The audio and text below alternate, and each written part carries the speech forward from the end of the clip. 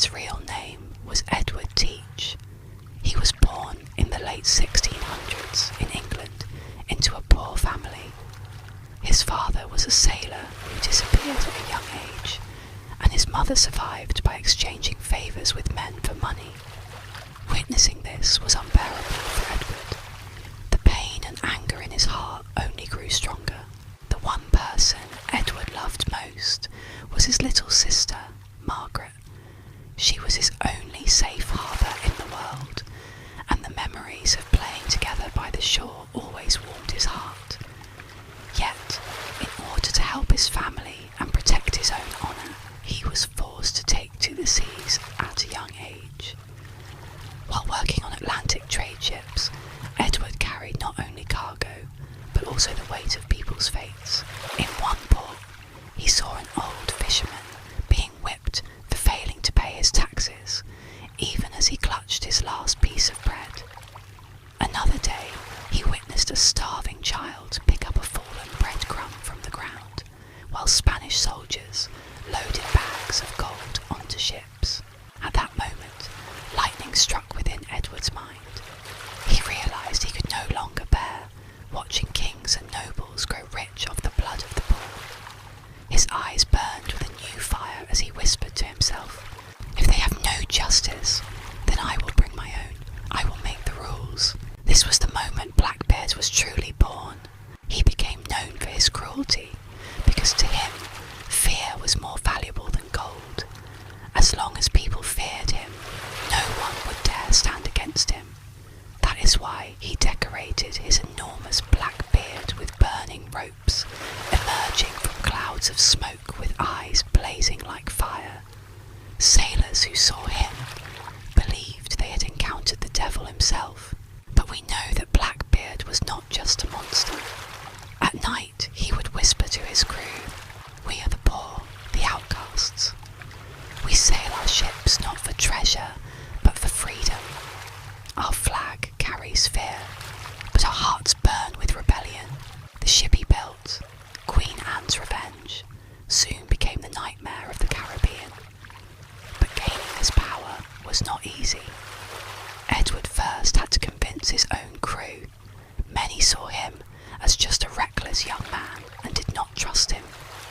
Days of arguments, test battles, and small raids proved his courage and determination until the crew finally believed in him.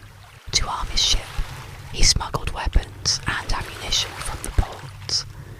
At every opportunity, he fought with more experienced pirates, sometimes forced to retreat, but each failure only made him more ambitious.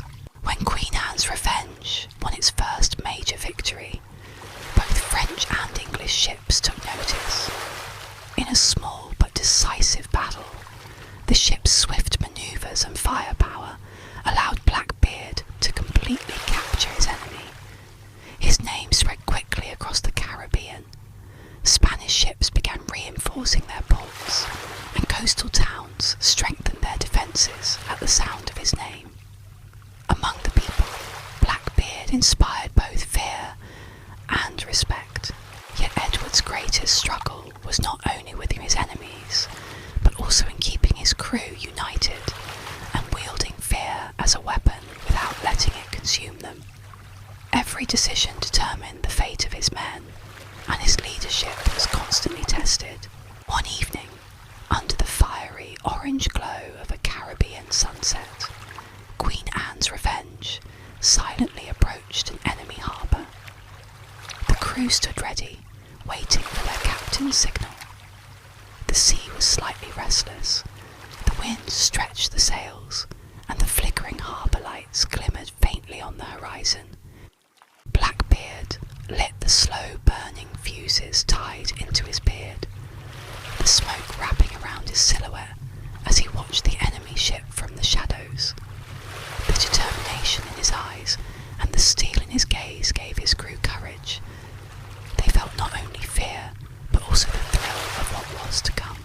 The first move was silent.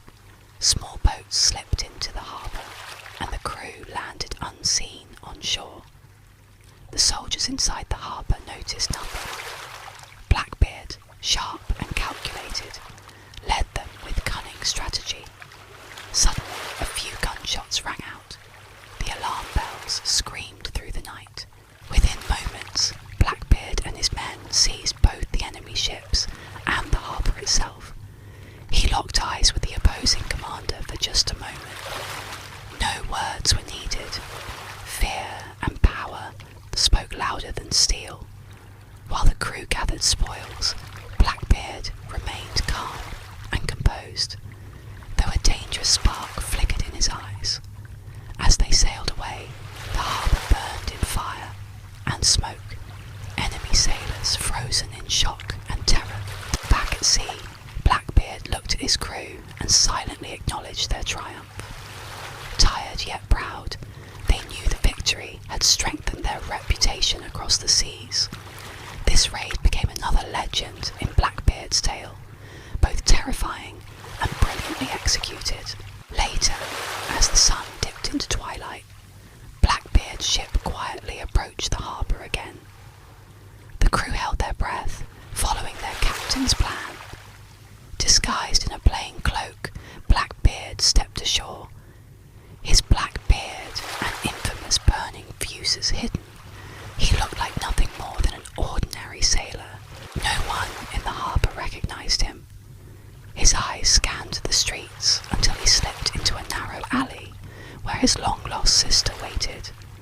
They embraced in silence, their eyes speaking what words could not.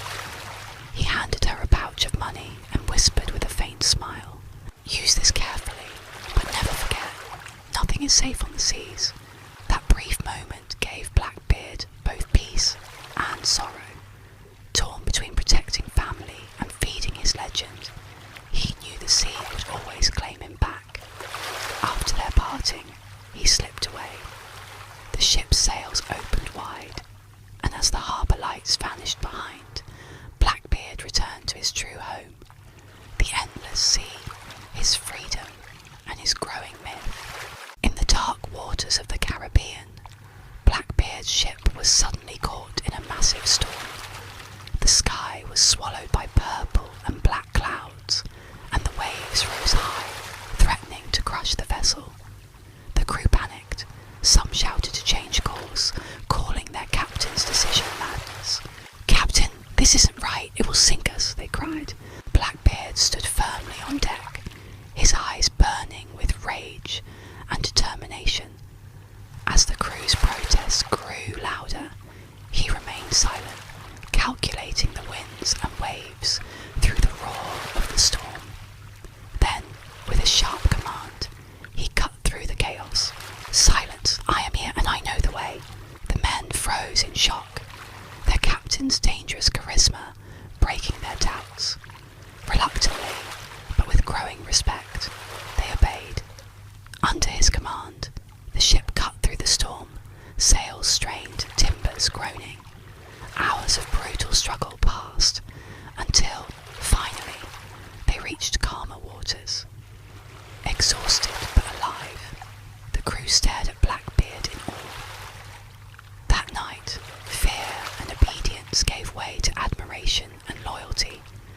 The legend of their captain grew stronger. Later, Blackbeard revealed a secret plan to only a few of his closest companions. "Tonight, we bring joy to some," he whispered. With disguised steps, they slipped through the narrow alleys of a poor harbour town. At the doors of destitute families, they left food, gold, and valuables. No one ever guessed that it was the feared Blackbeard in a plain sailor's cloak. Each gift left behind filled him with a rare peace. His crew watched silently, realizing their captain was more than a ruthless pirate. He was a man of justice and mercy, hiding behind his fearsome name. But on the open seas, betrayal awaited. One of his own crew, driven by bribes and fear of the English crown, revealed Blackbeard's position. When the captain discovered the treachery, the wound cut deeper than any blade. To be betrayed not by enemies but by those closest to him filled Blackbeard with a storm of rage and despair. Blackbeard made a swift decision to protect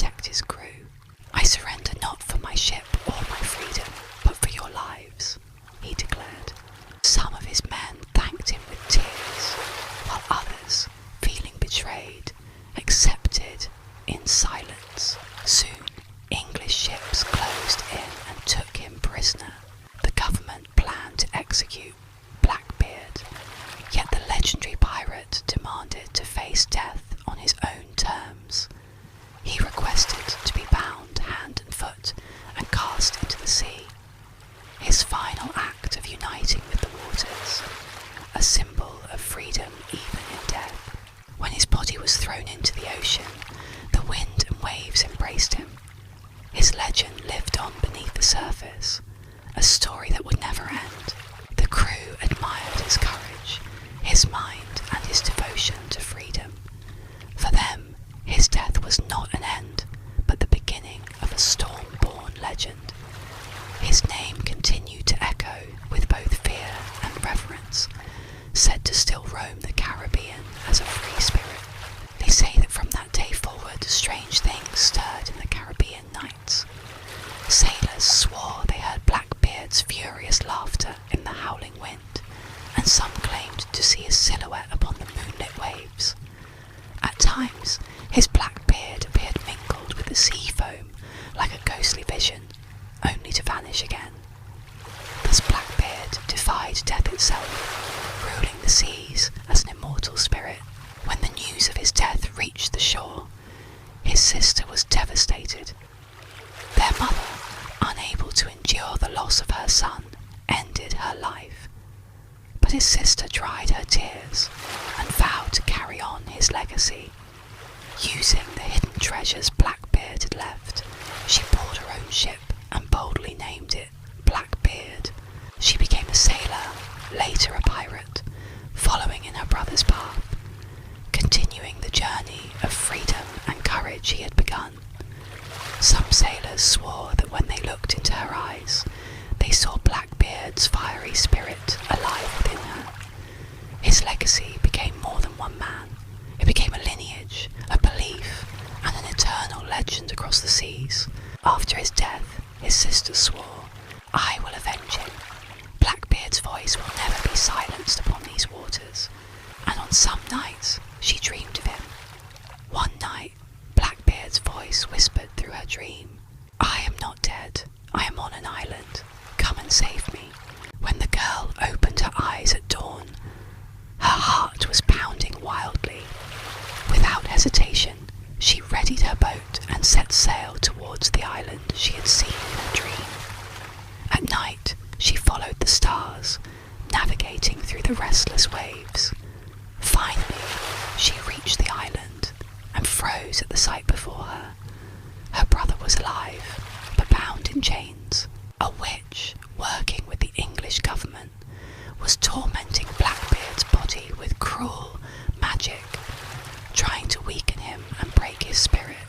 His sister quickly devised a plan. She would disguise herself as one of them, wait until nightfall, and slip close to him when the chance arose. For days, she watched carefully, waiting for the perfect moment. One night, under the cover of darkness, she strapped on her swords and crept silently to Blackbeard's side. As she broke the chains, they were discovered. A terrible battle erupted.